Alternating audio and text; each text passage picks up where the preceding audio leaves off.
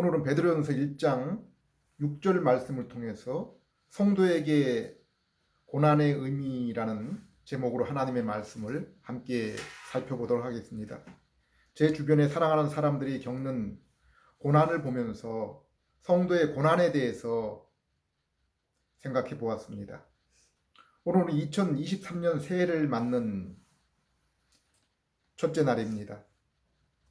어릴 적 시집을 가지 못한 사촌 누나가 배보름 달을 보면서 소망하는 것을 들었던 기억이 있습니다.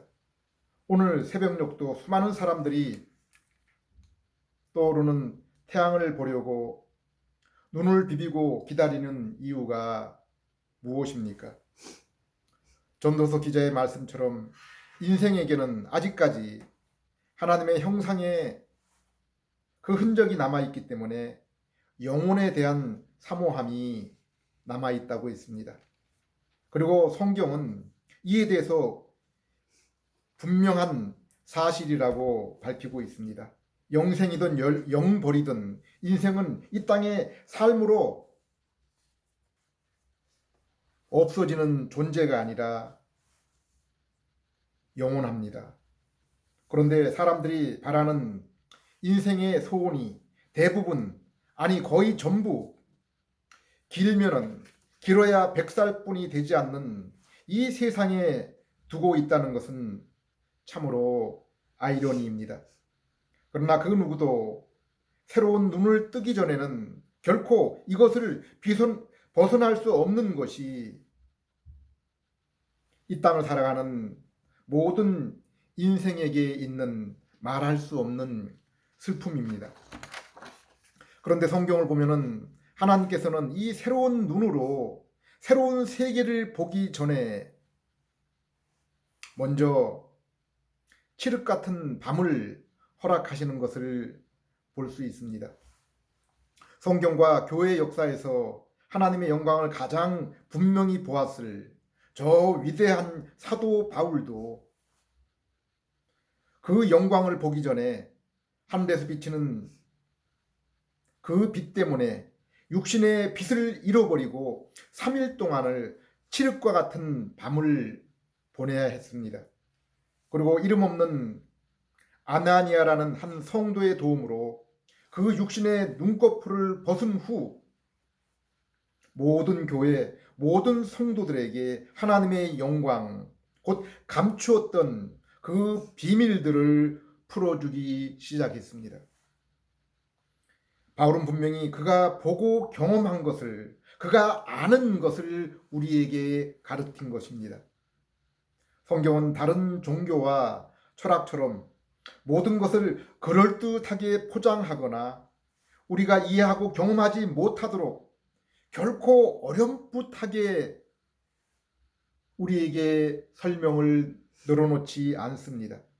고린도후서 1장 20절 말씀처럼 하나님의 모든 약속은 예수 그리스도 안에서 예, 아멘, 우리의 지식과 경험으로 이해되어지고 체험되어지도록 분명하게 역사하는 것입니다. 그러므로 성도는 분명하게 감사와 찬양으로 또한 응답하게 되는 것입니다.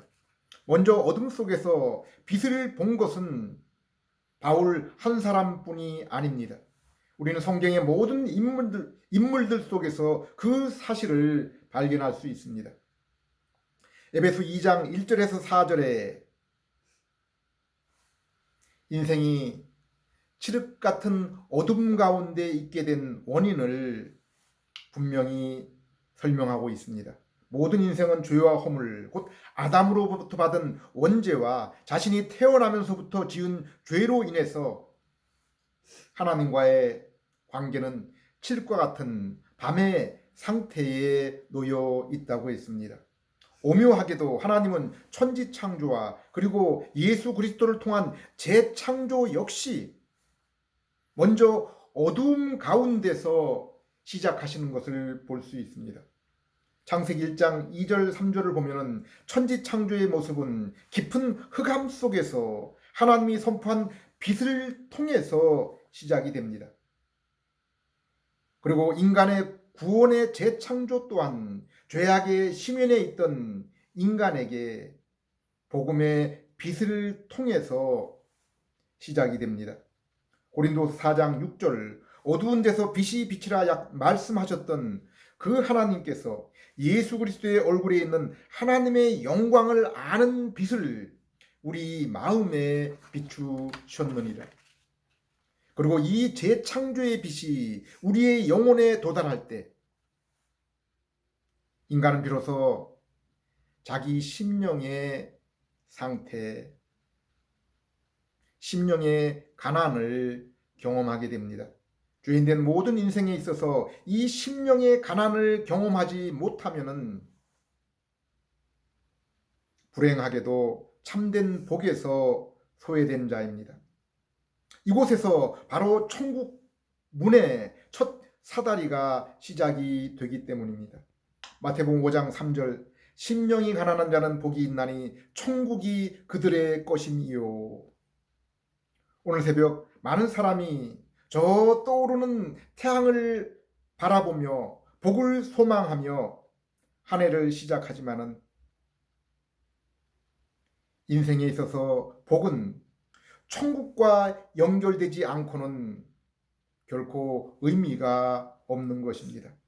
그리고 성경이 말씀하는 인생에 있어서 복, 천국은 바로 하나님과의 연결됨, 관계, 교제의 상태입니다.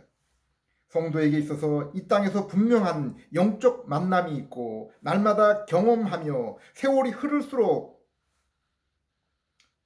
이것을 더욱 풍성하게 경험하게 되는 것입니다. 그로 인해 온전한 만남을 소망하며 주님의 오심을 기다리게 되는 것입니다. 여기 심령의 가난은 하나님이 은혜의 말씀이 우리의 영혼에 비추일 때 우리가 우리 인생에 있는 가장 소중한 것을 우리의 죄로 인해서 잃어버리게 된 것을 알게 되는 상태입니다. 하나님은 이 사실을 우리가 예수 그리스도의 복음을 들을 때 성령님을 통해서 죄악의 칠흑 같은 영혼에 한 줄기 빛을 비추시는 것입니다. 인생의 삶의 환경은 이로 인해서 칠흑과 같은 어둠, 곧 심령의 절망과 고난을 경험하게 되는 것입니다. 그러므로 심령이 가난한 자는 애통하게 됩니다. 육신의 절망과 고통의 고난의 애통이 바로 죄로 인한 애통임을 알므로 인한 그러한 탄식입니다. 4절 애통하는 자는 복이 있나니 그들이 위로를 받을 것이미요. 사람이 대낮에도 깊은 우물에 들어가면은 별을 볼 수 있다고 합니다. 우리가 하나님의 얼굴, 영광을 볼 수 있는 것은 오직 우리의 심령의 상태가 죄악의 어둠 속에 있는 것을 깨달아 발견할 때입니다. 그리고 하나님은 그 사랑하는 자녀들을 이렇게 먼저 다메섹 바울처럼 우리를 먼저 어둠과 절망 속으로 인도하십니다.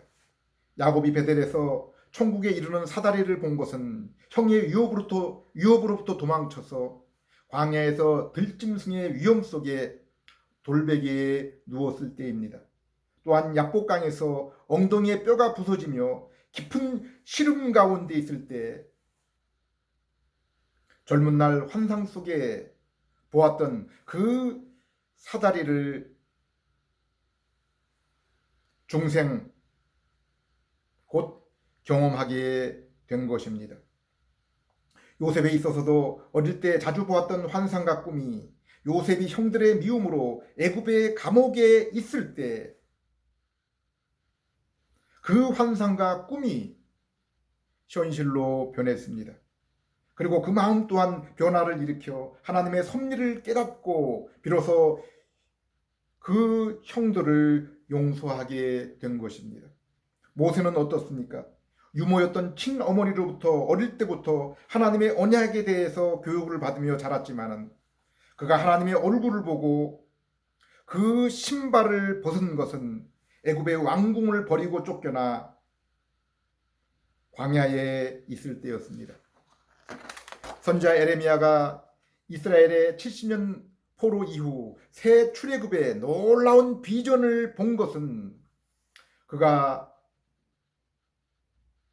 권세자와 친구로부터 버려져서 진흙 구덩이에 던져졌을 때입니다. 바울이 어떻게 예수님과 진리에 대해서 그토록 놀라운 비밀을 알게 되었는지는 우리가 고린도후서 11장을 읽어보지 않고는 결코 이해할 수 없습니다. 성경 우리에게 먼저 지옥과 어둠을 경험하게 한 후에 빛과 천국을 주십니다. 고린도서 1장 보면은 하나님은 이 땅에서 육체를 따라 지혜 있는 자, 문벌이 좋은 자, 강한 자를 부르시지 않고 세상에 천한 것, 멸시받는 것들, 없는 것들을 택하신다고 했습니다. 이처럼 하나님의 택하신 자들의 특징이 무엇입니까? 자신에게는 구원받을 만한 아무것도 없다는 것을 깨닫는 자들입니다. 하나님은 왜 우리를 이 땅의 성도에게 이와 같은 환난을 허락하십니까?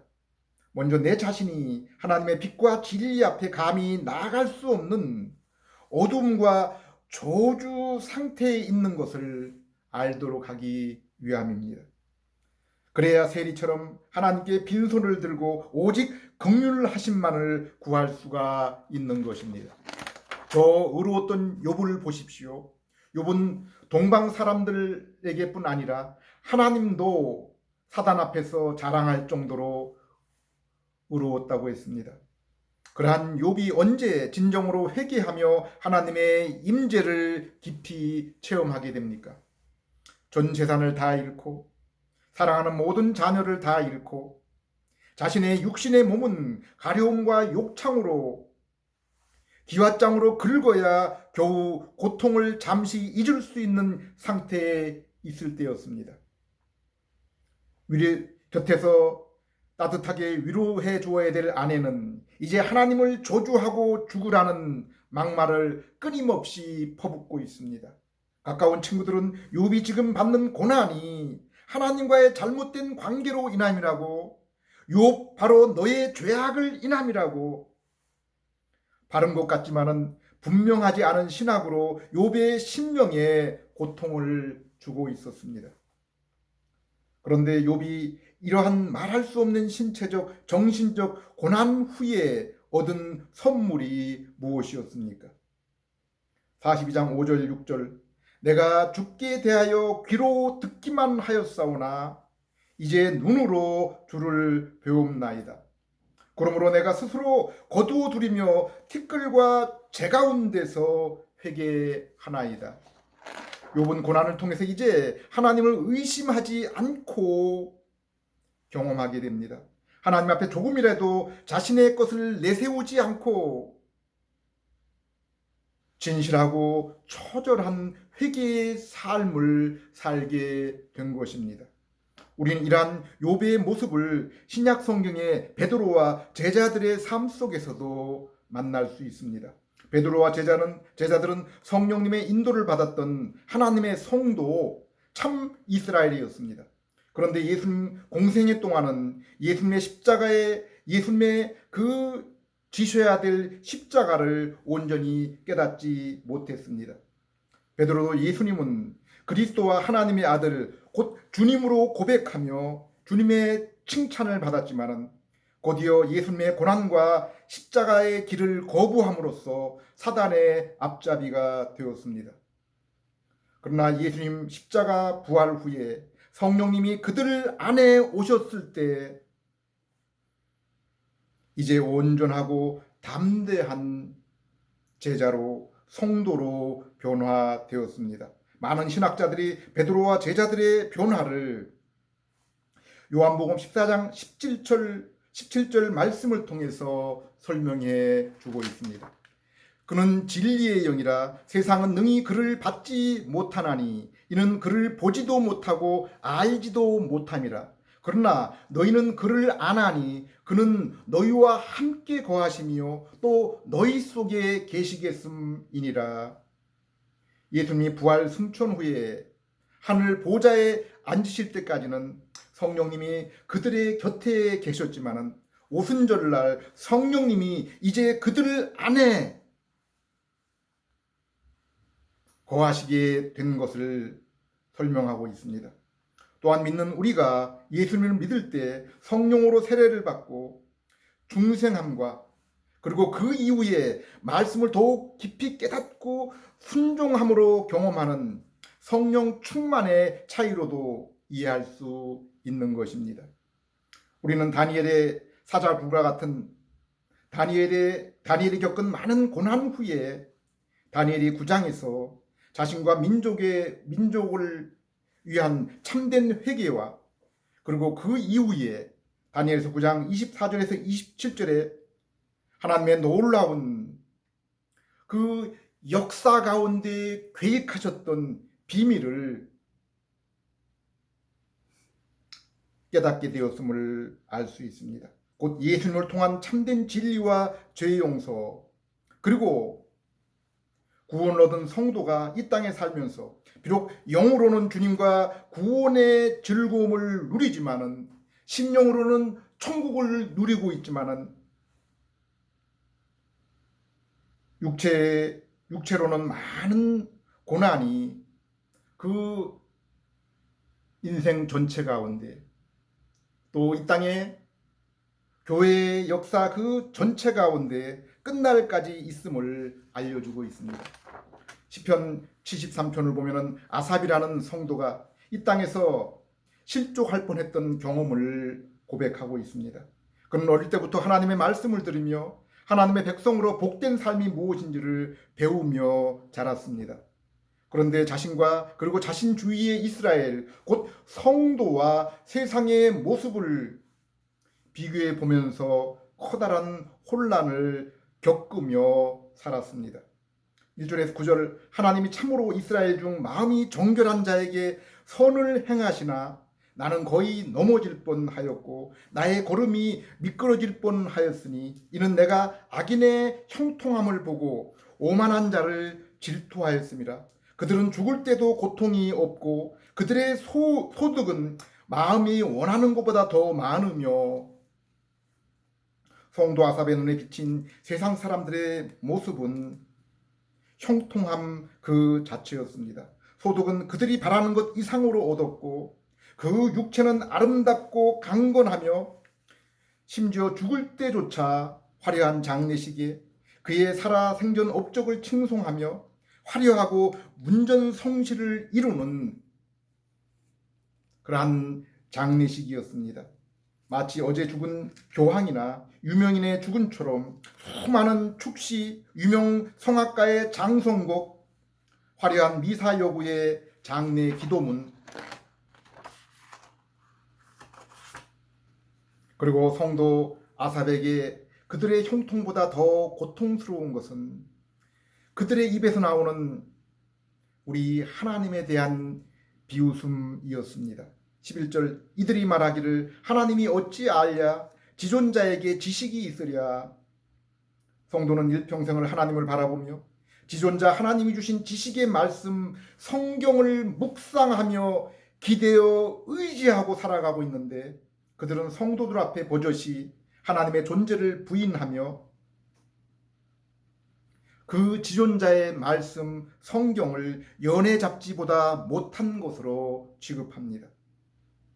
그럼에도 악인의 삶은 여전히 하나님의 진노 대신 형통뿐입니다. 12절 볼지어다 이들은 악인들일지라도 항상 평안하고 죄물은 더욱 불어나는도다.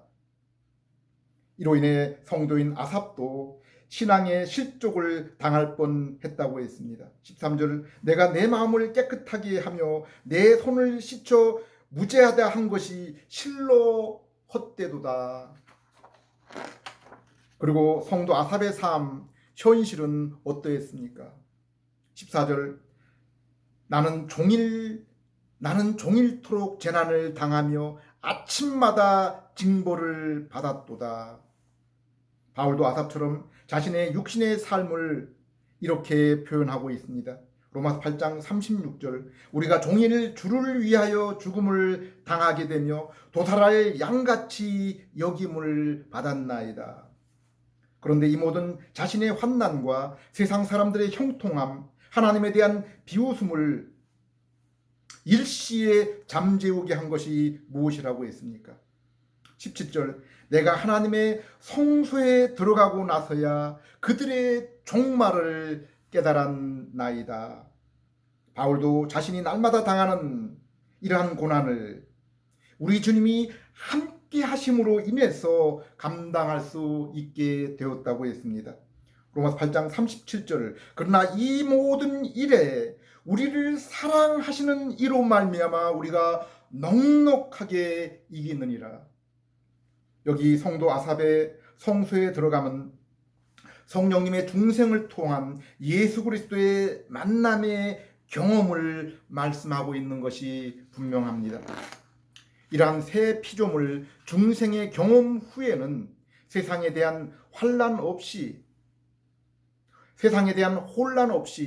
이렇게 하나님 찬양의 삶을 살게 됩니다. 23절에서 28절, 내가 항상 주와 함께하니 주께서 내 오른손을 붙드셨나이다. 주의 교훈으로 나를 인도하시고 후에 영광으로 나를 영접하시리니 하늘에서는 주 외에 누가 내게 있으리요 땅에서는 주밖에 내가 사모할 리 없나이다. 내 육체와 마음은 비록 쇠약하나 하나님은 내 마음의 반석이요 영원한 분깃이시라. 무릇 주를 멀리하는 자는 망하리니 음녀같이 주를 떠난 자를 주께서 다 멸하셨나이다. 하나님께 가까이 함이 내게 복이라. 내가 주 여호와를 나의 피난처로 삼아 주의 모든 행적을 전파하리이다. 우리는 성경을 손에 들기 전에는 하나님과 인간과 세상에 대해서 알 길이 없습니다. 그리고 하나님이 은혜의 손을 들어서 우리가 성경을 읽고 예수 그리스도의 십자가와 부활을 읽을 때 성령님을 보내주시지 않고는 깨달음과 영혼의 부활을 결코 경험할 수가 없는 것입니다. 그러면 성도의 재창조, 곧 영혼 구원의 현재 상태, 그 존재의 모습은 어떤 것입니까? 성경은 인간이 사는 세상을 세 종류로 구분합니다. 아담이 살던 창세기 1장 2장에 죄 없던 첫 번째 세상, 그리고 아담의 범죄 후에 우리가 살고 있는 현재의 세상, 마지막으로 요한계시록 21장 22장의 세상, 곧 하나님이 태초에 우리에게 주시기로 계획한 그 세상입니다. 그리고 하나님은 우리에게 이 세상을 주시기 위해서 곧 성경 말씀 언약을 주신 것입니다. 그래서 구약은 옛 언약, 신약은 새 언약이라고 부릅니다. 그러나 실상은 옛 언약이나 새 언약은 같은 하나입니다. 오직 한 가지 내용입니다. 옛 언약의 부분적이고 희미했던 것을 구체화하고 완성한 것이 바로 새 언약입니다. 에베소 1장을 보면은 하나님은 창세전에 이것을 삼위 하나님이 서로 의논하고 계획하고 결정하셨다고 했습니다. 그리고 창세기 3장 15절 아담 언약, 창세기 12장 1절에서 3절 아브라함 언약, 출애굽기 19장 모세 언약, 사무엘하 7장 16절 다윗 언약을 통해서 예수 그리스도를 통한 구원을 약속하셨습니다. 그리고 에레미야서 31장 31절에서 34절, 에스겔서 36장 25절에서 27절, 그리고 많은 이사야서를 비롯한 많은 선지서를 통해서 옛 언약이 예수님을 가르치고 예수님이 완성할 것을 약속한 언약의 그 온전한 상태가 무엇인지를 우리에게 알려주셨습니다. 그러면 잠깐 에레미야 31장 34절, 에스겔서 36장 25절에서 26절의 말씀을 통해서 장차 오실 예수님이 언약의 약속을 십자가 복음을 통해서 완성하시고 그러므로 인해서 믿는 자들이 새롭게 된 상태가 어떤 모습인지를 보도록 하겠습니다. 예레미야 31장 31절에서 34절. 여호와의 말씀이니라. 보라, 날이 이르리니 내가 이스라엘 집과 유다 집에 언약을 맺으리라. 이 언약은 내가 그들의 조상들의 손을 잡고 애굽 땅에서 인도해 내던 날에 맺은 것과 같이 아니할 것은 내가 그들의 남편이 되었어도 그들이 내 언약을 깨뜨렸습니다. 그러나 그날 후에 내가 이스라엘 집과 맺을 언약을 이러하니 곧 내가 나의 법을 그들 속에 두며 그들을 마음에 기록하여 나는 그들의 하나님이 되고 그들은 내 백성이 될 것이라. 여호와의 말씀이니라. 그들이 다시는 각기 이웃과 형제를 가리켜 이르기를 너는 여호와를 알라 하지 아니하리니 이는 작은 자로부터 큰 자까지 다 나를 알기 때문이라. 내가 그들의 악행을 사하고 다시는 그 죄를 기억하지 아니하리라. 여호와의 말씀이니라. 에스겔서 36장 25절에서 27절. 맑은 물을 너희에게 뿌려 너희로 정결하게 하되 곧 너희 모든 더러운 곳에서와 모든 우상 숭배에서 너희를 정결하게 할 것이며 또 내 영을 또 새 영을 너희 속에 두고 새 마음을 너희에게 주되 너희 육신에서 굳은 마음을 제거하고 부드러운 마음을 줄 것이며 또 내 영을 너희 속에 두어 너희로 내 율례를 행하게 하리니 너희가 내 율례를 지켜 행할지라. 내가 너희 조상들에게 준 땅에서 너희가 거주하면서 내 백성이 되고 나는 너희의 하나님이 되리라.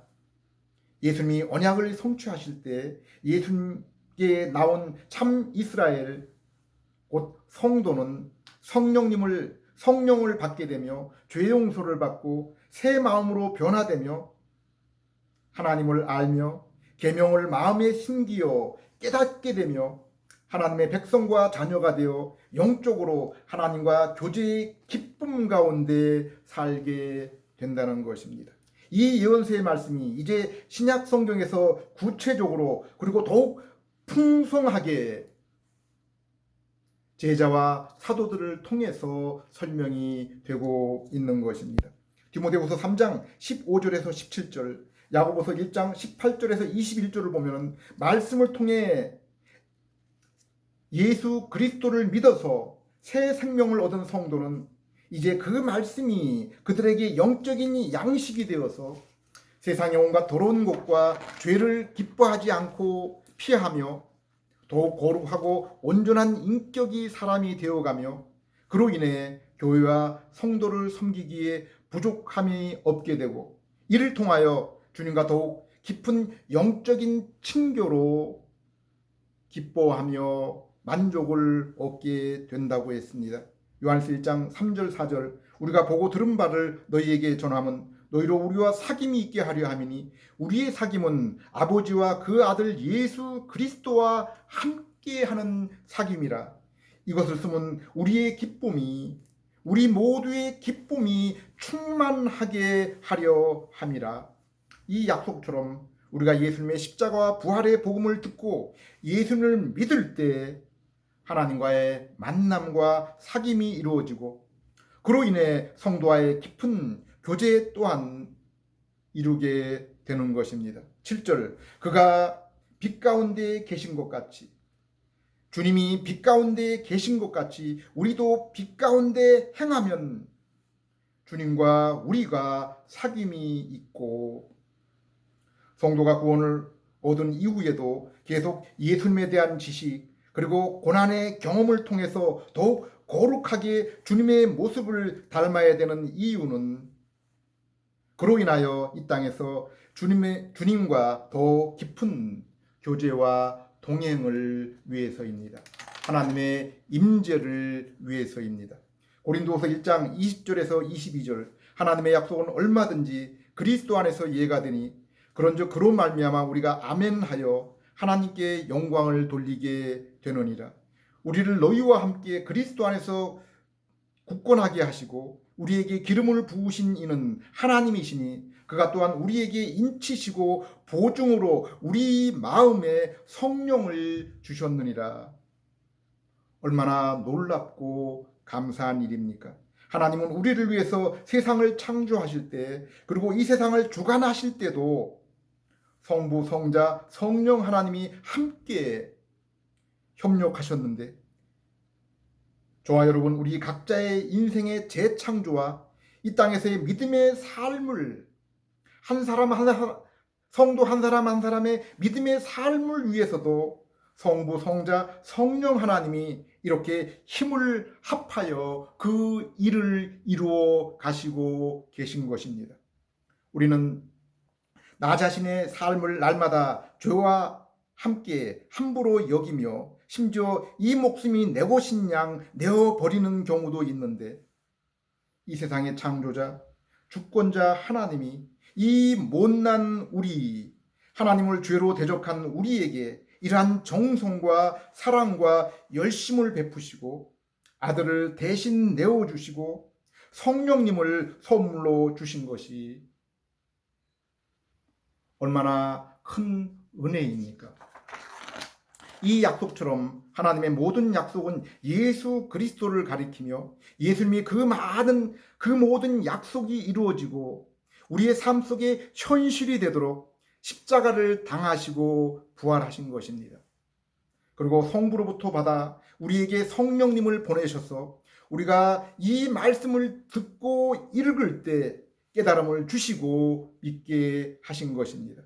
또한 우리가 믿는 것이 분명한 사실을 성령의 곧 확신하게 하시고 보증, 곧 이 땅에서 천국을 미리 맛보고 주님과의 교제를 영적으로 경험하게 하시는 것입니다. 24절, 우리가 너희의 믿음을 주관하려는 것이 아니요 오직 너희의 기쁨을 돕는 자가 되려 함이니 이는 너희가 믿음에 섰음이라. 이 땅의 교회와 목회자를 위한 경고입니다. 이 땅의 교회와 목회자는 무엇입니까? 고린도서 3장 6절에 바울은 심었고 아볼로는 물을 주었으되 오직 자라나게 하시는 분은 하나님이라고 했습니다. 바울과 같은 사도 중에 사도, 아볼로와 같은 설교자 중에 설교자가 지금 이 말씀을 한 것입니다. 죄인을 선택하고 새 생명을 주시고 그 영혼이 자라나게 하는 것은 오직 하나님 뿐이십니다.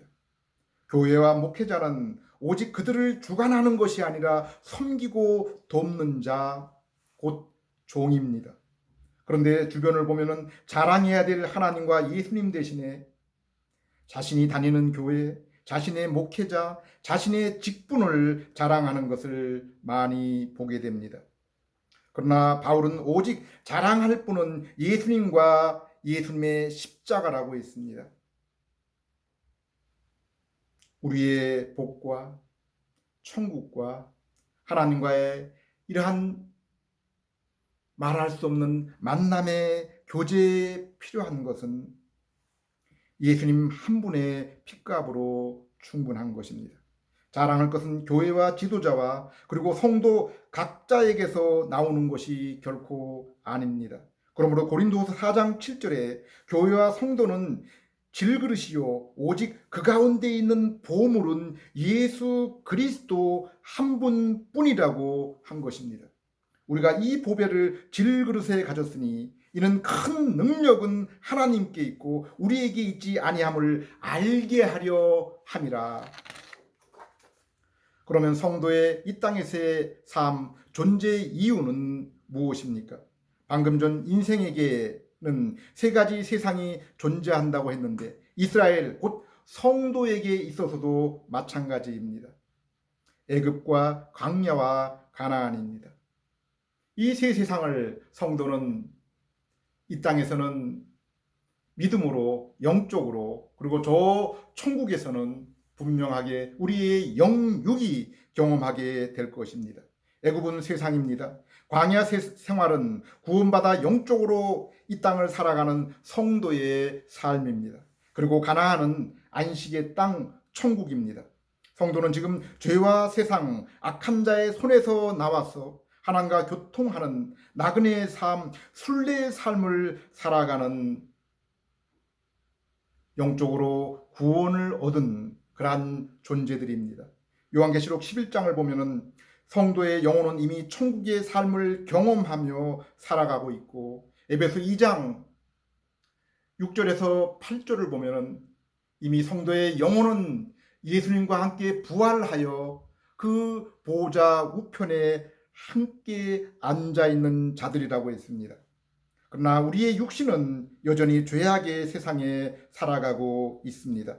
요한계시록 12장 11절, 다니엘서 11장 32절을 보면은 이 땅의 성도는 이미 예수님의 보혈과 말씀으로 인해서 마귀를 이겼지만은, 그러나 육신의 몸은 이 세상에 사는 동안에 매를 맞으며 옥에 끌려가기도 하고 피 흘려 죽임을 당한다고 했습니다. 로마서 8장 36절 37절 바울의 고백도 비록 자신의 육체는 날마다 도살장에 끌려가 도살당하는 짐승과 같지만은, 그러나 실제 영적인 삶은 그리스도로 말미암아 그리스도 안에 성령에 함께하는 그 삶으로 말미암아 늘 기쁘고 승리하는 삶이라고 고백하고 있습니다. 고린도서 6장도 이 사실을 역설적으로 우리에게 잘 설명해 주고 있습니다. 고린도서 4장 10절도 이것을 이렇게 말씀하고 있습니다. 우리가 항상 예수의 죽음을 우리의 몸에 짊어짐은 예수의 생명 또한 우리의 몸에 나타나게 하려 함이라. 사랑하는 여러분, 로마서 5장을 보면 하나님이 우리에게 은혜를 베풀어 주님께 더 가까이 하는데 두 가지 방편을 주셨다고 했습니다. 하나는 말씀입니다. 이것이 우리에게 믿음을 일으켜서 신령한 은혜에 들어가게 합니다. 그리고 또 하나는 환난입니다. 이것이 우리를 더욱 겸손히 주님께만 주목하게 한다고 했습니다. 히브리서 12장을 보면 환난과 성도에게 있어서 환난과 징계의 유익을 자세히 설명하고 있습니다.